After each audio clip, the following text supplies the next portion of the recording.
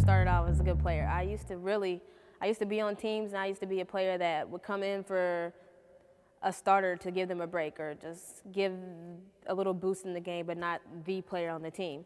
So just being from that position to being a 4-year starter at UCONN was just, it was a maturation process, and it wasn't easy. You know, you always want to be great overnight, and that's a lot of times people want the quick be great, like how do I do this, sometimes it's a process.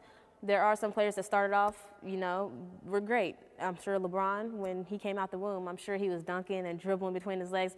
I wasn't that. So it really, like for me specifically, it took a lot of hard work. Like every time I receive an accolade, I'm kind of surprised.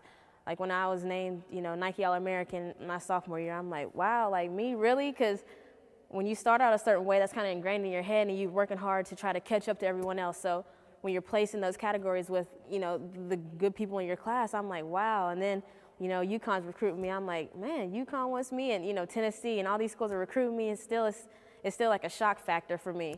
And even in UConn, you know, I'm fighting my way to try to get a starting spot, and I get it. And, you know, everyone's asking me, like, how did you get it? And I'm still like, I don't know. I just work hard, you know, and yes, I mean, I do have some talent, but I think working hard is what really got me to where I am. And even when I was drafted 4th in the WNBA, like, just hearing my name called, I hugged both of my parents because, of course, they are the main reason I'm here, and I still don't realize that I'm good.